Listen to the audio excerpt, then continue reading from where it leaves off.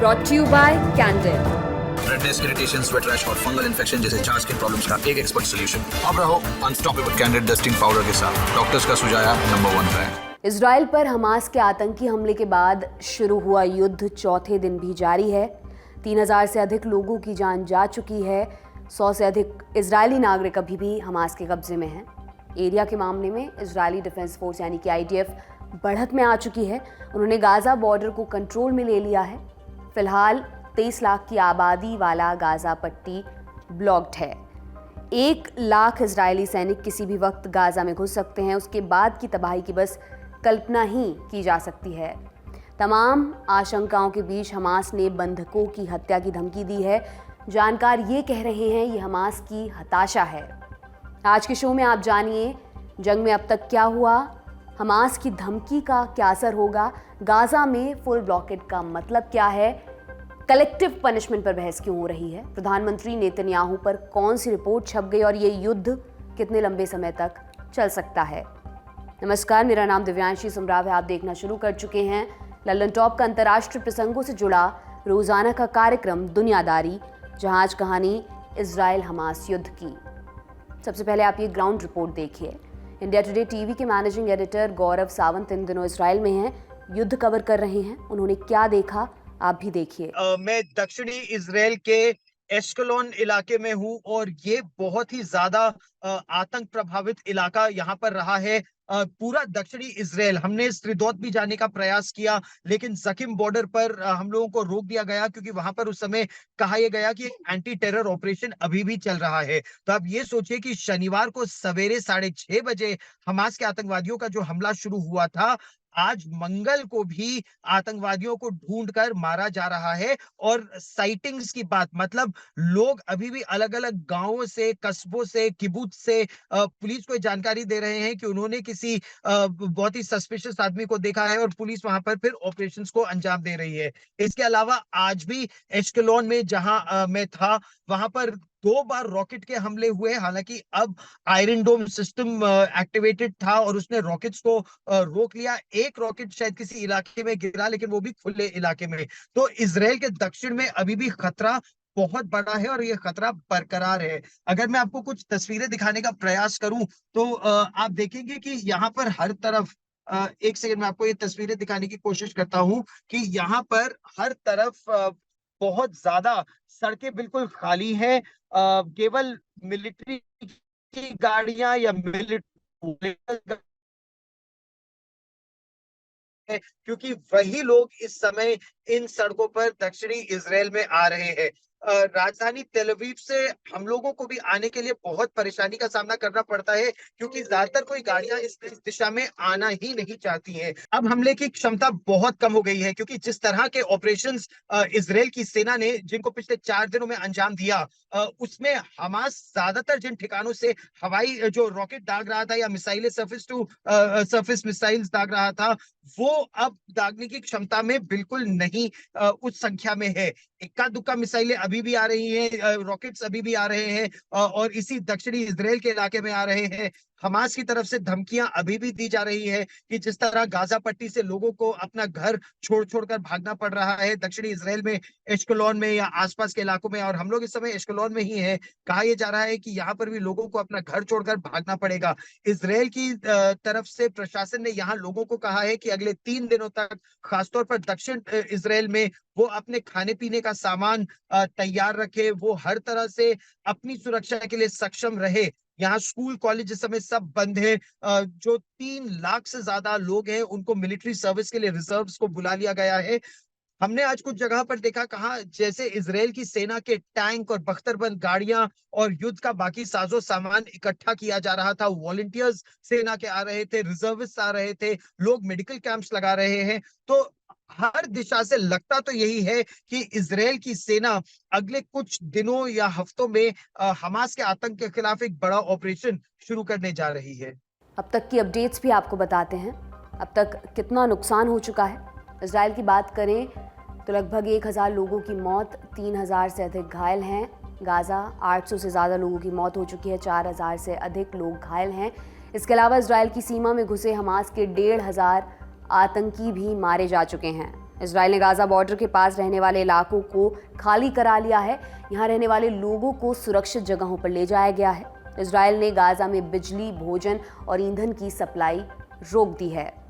אנחנו מטילים מצור מוחלט על העיר עזה. אין חשמל, אין מזון, אין מים, אין דלק. הכל סגור. אנחנו נלחמים בחיות אדם ואנחנו נוהגים בהתאם. अभी अभी आपने जिन्हें सुना वो थे इजराइल के रक्षा मंत्री योआव गलांत। उनके ऐलान के बाद गाजा में खाना, पानी, बिजली और दूसरी ज़रूरतों का सामान पहुंचना पूरी तरह से बंद हो गया है। हालांकि इससे पहले भी हालात कमोबेश ऐसे ही थे, तो फिर कंप्लीट चीज़ का क्या मतलब है? इसके लिए आपको गाजा का भूगोल और इतिहास यहाँ पर समझना पड़ेगा। गाजा स्ट्रीप लगभग 41 किलोमीटर लंबी और 11 किलोमीटर चौड़ी ज़मीन का एक टुकड़ा है। इसराइल की दक्षिण पश्चिमी सीमा पर गाजा की दक्षिणी सीमा इजिप्ट से लगती है, पश्चिमी सीमा भूमध्य सागर से, जबकि उत्तर और दक्षिण की तरफ है इसराइल। 2006 में हमास ने गाजा का पूरा कंट्रोल अपने हाथों में ले लिया, फिर इसराइल के खिलाफ हिंसा शुरू की। तब इसराइल ने अपने गाजा बॉर्डर पर ऊंची दीवारें बनवाई, डिफेंस सिस्टम को मजबूत किया और बॉर्डर क्रॉसिंग्स के जरिए निगरानी रखने लगा। ज़मीनी सीमा पर 3 बॉर्डर क्रॉसिंग्स हैं, 2 इसराइल के जबकि 1 क्रॉसिंग इजिप्ट के कंट्रोल में है। इसके अलावा गाजा के एयर स्पेस और समुद्री बॉर्डर पर भी इसराइल का नियंत्रण है। स्थानीय लोगों को इसका भारी नुकसान हुआ है। अधिकांश आबादी अंतर्राष्ट्रीय संस्थाओं से मिलने वाली मदद पर निर्भर हो चुकी है। इजिप्ट और इसराइल ने गाजा में अधिकतर आयात पर रोक लगा रखी है। यूएन की कुछ एजेंसियों और मानवाधिकार संगठनों को कुछ बुनियादी चीज़ों की आपूर्ति की इजाज़त है, मसलन जैसे खाना, पानी, ईंधन, दवाइयाँ आदि। किसी किस्म की धातु ले जाने पर प्रतिबंध है। इसराइल का कहना है कि हमास इनका इस्तेमाल हथियार बनाने के लिए कर सकता है। कई मौक़ों पर हमास को टाइट करने के लिए इसराइल ने पाबंदियां लगाई हैं। एक उदाहरण जुलाई 2018 का, उसने करीम अबू सलीम नाम की क्रॉसिंग को बंद कर दिया था। इस क्रॉसिंग से रोज़मर्रा की ज़रूरत का सामान गाजा पहुंचता था। इसके पीछे कोई वजह नहीं बताई। इसराइल पर और क्या आरोप लगते हैं ये भी आपको बताते हैं। गाजा तक पानी पहुंचाने वाली पाइपलाइन को तोड़ देता है, गाजा के लोगों की निजी संपत्तियों और खेतों को नुकसान पहुंचाता है, मछली पकड़ने वाले इलाकों में जाने पर रोक लगा देता है। इन प्रतिबंधों से गाजा पर क्या फ़र्क पड़ा? 3 पॉइंट्स में इसे भी आपको बताते हैं। नंबर 1, 2007 से 2018 के बीच नाकाबंदी से गाजा को लगभग 1,40,000 करोड़ का नुकसान हुआ। नंबर 2, गाजा के 80% युवा बेरोजगार हैं। बेरोजगारी दर 46% पहुंच गई है। बेरोजगारों में 60% युवा हैं। नंबर 3, यूएन की रिपोर्ट के मुताबिक 60% लोग खाने के लिए बाहरी मदद पर निर्भर हैं। हालिया ऐलान के बाद ये समस्या और विकराल होगी। अभी इजराइल ने नहीं बताया है कि पूर्ण नाकाबंदी में क्या नया होगा। हालांकि प्रधानमंत्री नेतन्याहू कह चुके हैं कि हमास जहां कहीं होगा उस जगह को मलबे के ढेर में बदल देंगे। इजराइल दावा करता है कि वो अपने लोगों को बचाने के लिए ऐसा कर रहा है, लेकिन इसके चलते गाजा की पूरी आबादी को जूझना पड़ रहा है। इस तथ्य के बावजूद कि सभी लोग हमास का समर्थन नहीं करते। वोक्स की एक रिपोर्ट के मुताबिक गाजा में बड़ी संख्या में लोग हमास को भ्रष्ट और अक्षम मानते हैं। यूएन ने गाजा को सामूहिक तौर पर सजा देने की निंदा की है। सेक्रेटरी जनरल अंतोनियो गुतेरेस ने कहा कि इससे हालात और ख़राब होंगे। मानवाधिकार संगठनों का कहना है कि अंतर्राष्ट्रीय कानून का उल्लंघन है।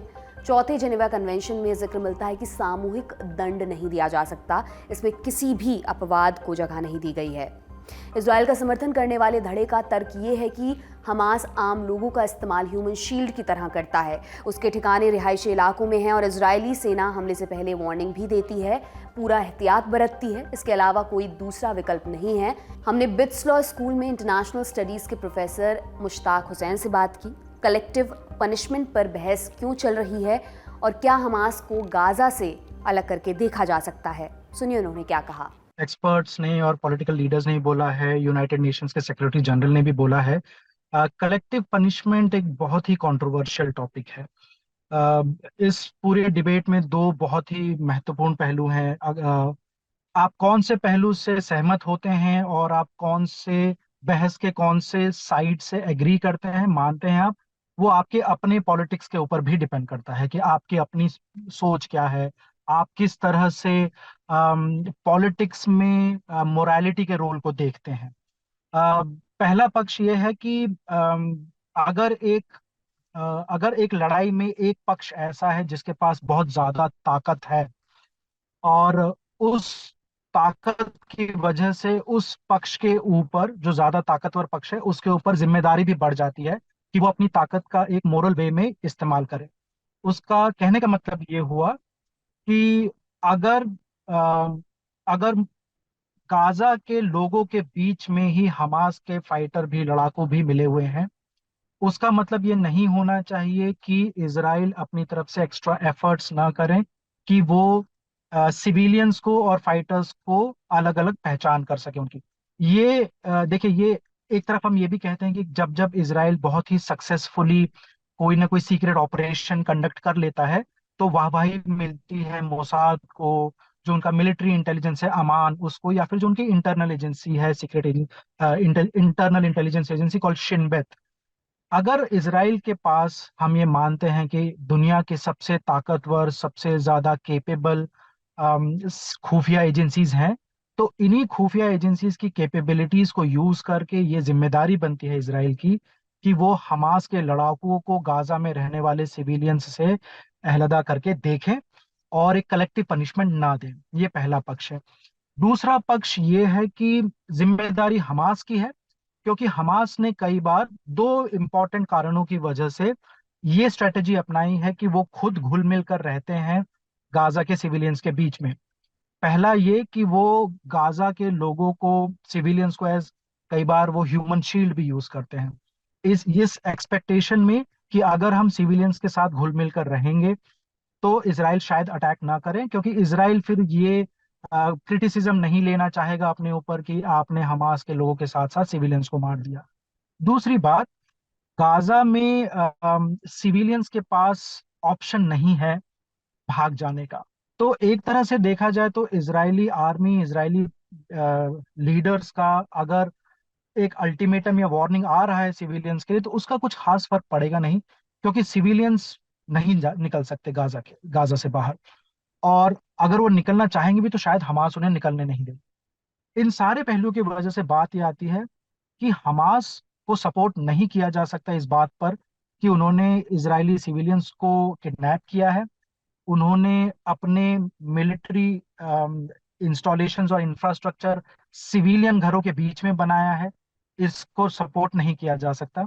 बट साथ ही साथ इजराइल जिस तरह की ताकत है, इजराइल को ज्यादा जिम्मेदारी लेनी चाहिए कि वो ये ना कहे कि हम फर्क नहीं करेंगे सिविलियंस और हमास के लड़ाकों के बीच, और ये सिविलियंस की जिम्मेदारी है कि वो दूर हो जाए। ये अपनी मोरल जिम्मेदारी से पल्ला झाड़ना होगा। ये भी सही बात नहीं है। जो भी इसराइल को क्रिटिसाइज कर रहा है, ये जरूरी है कि वो इसराइल को क्रिटिसाइज करने के साथ साथ इसराइल की बात को समझे भी। इसराइल की बात समझने से मेरा मतलब यह है कि इसराइल जैसे छोटे देश के लिए 700 लोगों को 4 दिन में खोना एक बहुत बड़ी बात है। उनके लीडर्स के ऊपर बहुत बड़ा पॉलिटिकल प्रेशर है, उनको ये कदम उठाना होगा। सो इन अ वे एक बैलेंस्ड अप्रोच बनाने की जरूरत है कि वी अंडरस्टैंड दैट इसराइल के लीडर्स के ऊपर बहुत प्रेशर है एक मिलिट्री ऑपरेशन कंडक्ट करने की, ताकि हमास की ताकत को खत्म किया जा सके। लेकिन ये बहुत जरूरी है कि ये मिलिट्री ऑपरेशन इस तरह से प्लान किया जाए, इस तरह से एग्जीक्यूट किया जाए कि गाजा के सिविलियंस को मिनिमल असर हो। जैसे जैसे घड़ी की सुई आगे बढ़ रही है, उसी अनुपात में इसराइल की कार्रवाई भी बढ़ रही है। बीबीसी की रिपोर्ट के मुताबिक 9 अक्टूबर की रात गाजा में कम से कम 200 ठिकानों पर बमबारी हुई। इसी बीच हमास ने धमकी दी कि अगर हमला जारी रहा तो वो एक एक कर बंधकों को मारना शुरू कर देगा और इसको लाइव दिखाएगा। ये भी कहा कि लड़ाई खत्म होने तक बंधकों पर कोई बातचीत नहीं होगी। कई लोगों का कहना है ये हमास की हताशा है, उसे इस तरह की जवाबी कार्रवाई की उम्मीद नहीं थी। हमने एक्सपर्ट से पूछा हमास की धमकी का मतलब क्या है और अगर उसने बंधकों के साथ कुछ ऐसा किया तो उसका असर क्या होगा। हमास का ये जो अभी स्टेटमेंट आया है, ये हताशा से ज्यादा उनकी एक स्ट्रेटजी है। हमास ने जितने लोगों को किडनैप किया, अगवा करके वो ले गए हैं गाजा में, मेरा इनिशियल सोच मेरी ये थी कि हमास शायद उन लोगों को छोड़ेगा और उनके बदले डिमांड करेगा कि जितने भी फिलिस्तीन, हमास या फिर हमास के साथ साथ और भी फिलिस्तीनी लड़ाकू या लीडर्स इजरायली जेल में हैं, उनको छोड़ा जाए। हमास ऐसा पहले कर चुका है। हमास ने एक मिलिट्री के लीडर को, एक मिलिट्री सोल्जर को किडनैप किया था और उसके बदले कई अपने लड़ाकों को छुड़वाया था जेल से। अब अभी जो स्टेटमेंट आया है उससे ये है कि हमारा ये चाहता है कि नंबर वन, इसराइल सोच समझ के एयर अटैक्स करे, और एयर अटैक्स करने से पहले थोड़ा थोड़ा घबराए कि इसराइल के सिटीजन्स का वीडियो पे अगर बहुत ही बर्बरता से हत्या हो जाएगी तो उससे इसराइल के अंदर आक्रोश और बढ़ेगा। आक्रोश और बढ़ने से इसराइल के नेताओं के ऊपर प्रेशर और बढ़ेगा। तो ये हमास की एक सोच है। दूसरी हमास की ये सोच है कि हताशा से ज्यादा एक अप्रोच होता है कि अगर हमारी जिंदगी इस ढर्रे से चल रही है कि हमारे पास एक अच्छे फ्यूचर का होप नहीं है, तो फिर हम अपनी लाइफ एक ऐसी तरीके से सेक्रीफाइस करें कि उसके बदले अपने नेशन के लिए जितना हो सके उतना अचीव करें। ये एक ट्विस्टेड सा लॉजिक है जो हमास अपने सोल्जर्स को सिखाता है, और हमास खुद प्रैक्टिस करता है। आइडिया यहाँ ये होगा कि भले ही पूरी दुनिया हमास को इनह्यूमन समझे, हमास को वॉर क्राइम्स का कल्प्रिट समझे, जो कि सच बात है, उन्होंने सिविलियंस को मारा है और किडनैप किया, जो कि वॉर क्राइम्स है। बट उसके थ्रू हमास ये भी जताना चाहेगा दुनिया को कि अगर हम बर्बरता कर रहे हैं, हमारी बर्बरता की असली जिम्मेदारी फिर इजराइल की होती है। ये एक लॉजिक है जो हमास बताना चाहेगा। युद्ध के बीच हमास लगातार बाहर से मदद मांग रहा है। उसने सभी फिलिस्तीनी गुटों से जंग में शामिल होने की अपील की है। अरब देशों से भी मदद मांगी है, हालांकि किसी ने उसकी मांग में दिलचस्पी नहीं दिखाई है। इससे पहले रिपोर्ट ये आई थी कि हमास ने पूरा प्लान ईरान में बनाया और उसी के सपोर्ट से हमला किया। इजराइल इसी थ्योरी का प्रचार कर रहा है। ईरान ने इससे इनकार किया है। 10 अक्टूबर को सुप्रीम लीडर अली खामेनेई का बयान सामने आया। उन्होंने कहा, हमने हमास को कोई सपोर्ट नहीं दिया है, लेकिन मुस्लिम देशों का कर्तव्य है कि वे फिलिस्तीनियों की हर संभव मदद करें।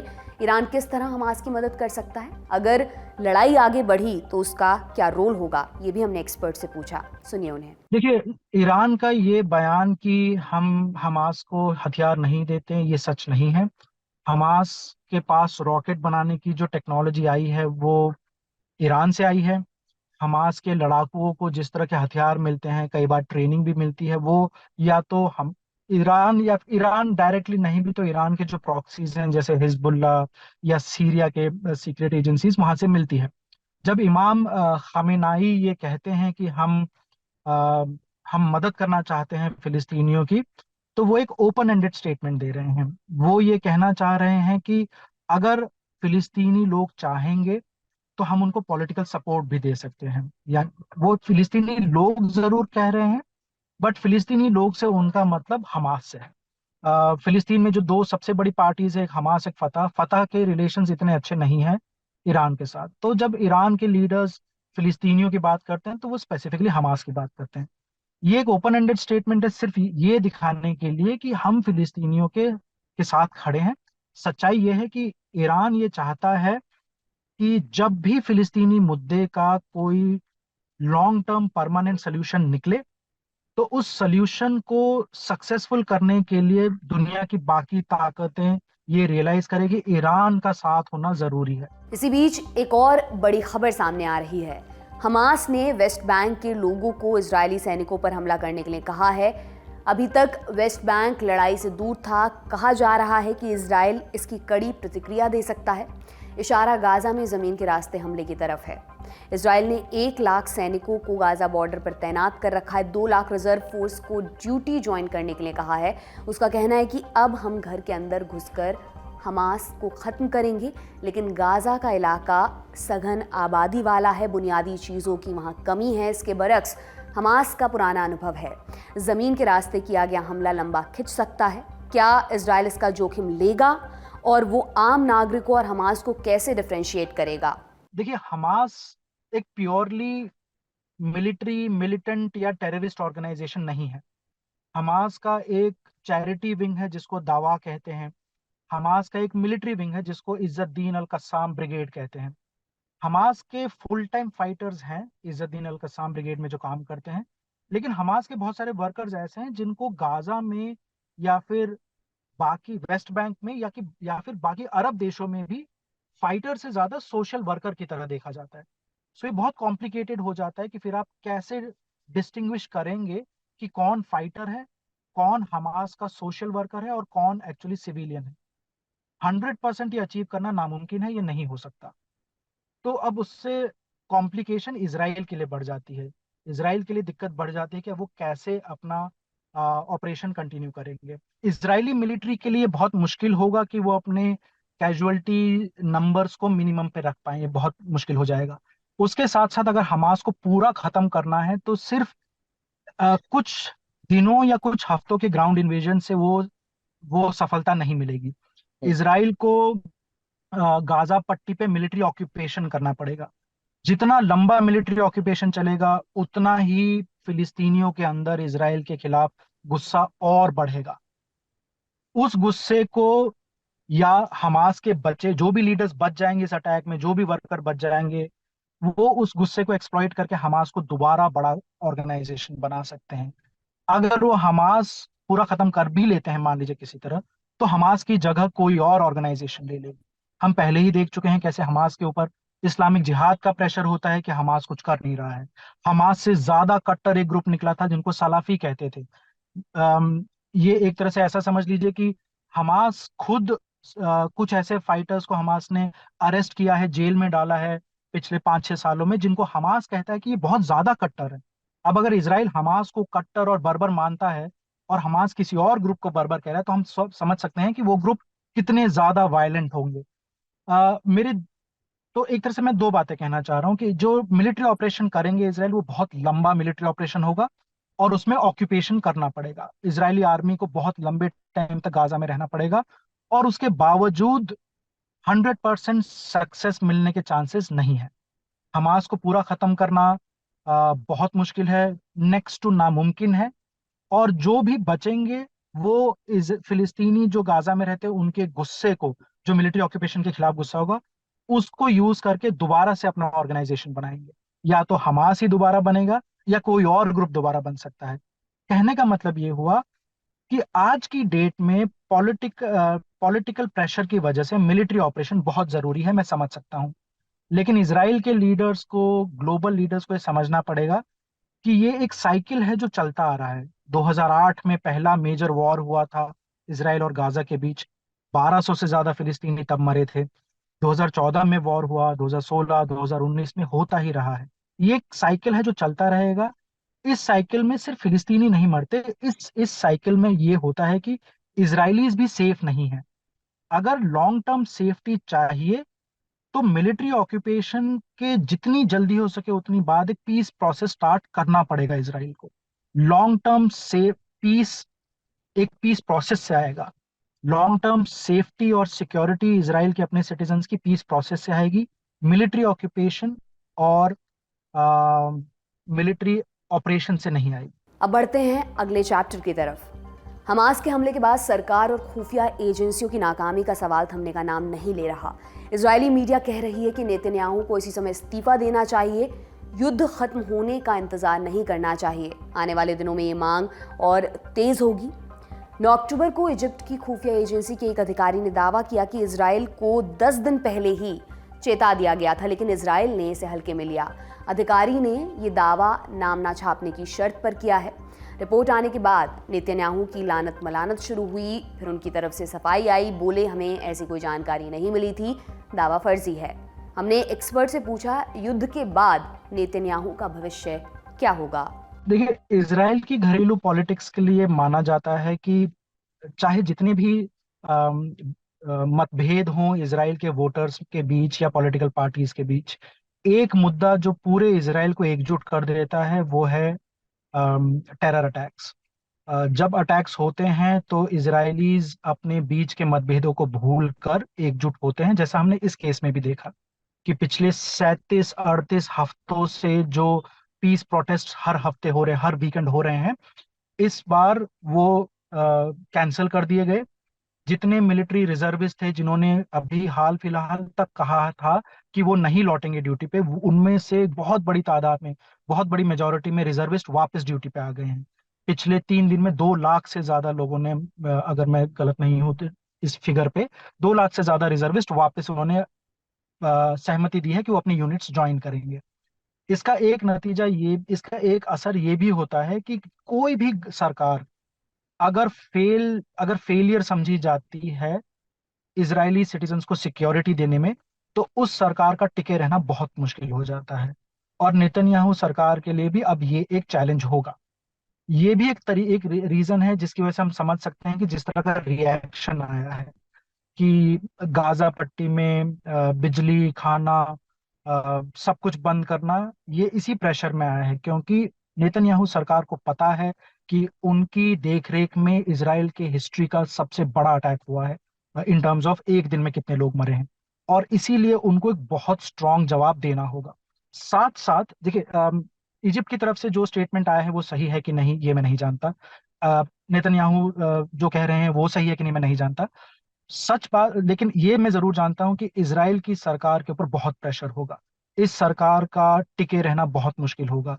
ये सरकार के लोगों को भी पता है, इसी वजह से हमने 3 दिन पहले ये देखा था कि इजराइल के ही गवर्नमेंट के लोग ये कह रहे हैं कि जो ऑपोजिशन के लीडर हैं, जो एक्स प्राइम मिनिस्टर होने के साथ साथ एक्स चीफ ऑफ आर्मी भी हैं, उनसे उन्होंने रिक्वेस्ट करना स्टार्ट किया कि यूनिटी गवर्नमेंट बनाते हैं। बट वो भी एक पॉलिटिशियन है, उनको पता है कि इस सरकार के साथ एसोसिएट होना खतरनाक है, तो उन्होंने मना कर दिया कि मैं यूनिटी गवर्नमेंट नहीं बनाना चाहता। नेतन्याहू गवर्नमेंट बहुत प्रेशर में है। वो मिलिट्री ऑपरेशन करेंगे, और जितना भी उनके ऊपर प्रेशर आएगा वो उस प्रेशर को ये कहकर डिफ्लेक्ट करने की कोशिश करेंगे कि अभी हम एक वॉर में हैं, अभी हम पॉलिटिक्स ना करें तो अच्छा रहेगा। ये इसके साथ साथ एक दूसरा मुद्दा जो है वो ये कि पिछले इस साल जनवरी से लेकर अब तक जितने भी पीस प्रोटेस्ट हो रहे हैं, उन पीस प्रोटेस्ट के साथ साथ एक बात ये उठने लगी थी कि नेतन्याहू सरकार अभी अपने एग्जिस्टेंस को बचाने में इतनी जुटी हुई है कि ये इजराइल की सिक्योरिटी के साथ कॉम्प्रोमाइज कर रहे हैं। जब जब ये बात उठी थी, और ये बात उठाने वाले एक्स मोसाद चीफ हैं, एक्स जनरल्स हैं, सब ने ये बात कही थी। जब जब ये बात उठी थी तब तब नेतन्याहू सरकार ने इसको सिरे से नकार दिया था, खारिज कर दिया था, और कहा था कि हमारी कमिटमेंट 100% है इजराइल की सिक्योरिटी को लेकर। हमास का अटैक उस कमिटमेंट को झुठलाता है। हमास का अटैक उन ऑपोजिशन के लीडर्स के एक्यूजेशन को सही साबित करता है जो कह रहे थे कि नेतन्याहू गवर्नमेंट ध्यान नहीं दे पा रही है सिक्योरिटी और इंटेलिजेंस पे। तो बहुत मुश्किल होगा इस सरकार का 6 महीने के परे सरवाइव करना। हो सकता है उससे पहले ही कुछ इंटरनल एक्टिविटीज हों पॉलिटिक्स में, लेकिन जो भी रिएक्शन होगा इस सरकार का, वो सिर्फ और सिर्फ मिलिट्री कैलकुलेशन पे नहीं होगा, वो इस पॉलिटिकल प्रेशर की वजह से भी होगा कि कैसे हम इजराइल के वोटर्स को कन्विंस करें कि हम एक ऐसी सरकार नहीं है जो कंप्लीटली फेल हो गए इजराइल को प्रोटेक्ट करने में। तो दोस्तों, आज की दुनियादारी में इतना ही। कल फिर आपसे मुलाकात होगी, इसी उम्मीद के साथ मैं विदा लेती हूँ। शुक्रिया, शुभ रात्रि।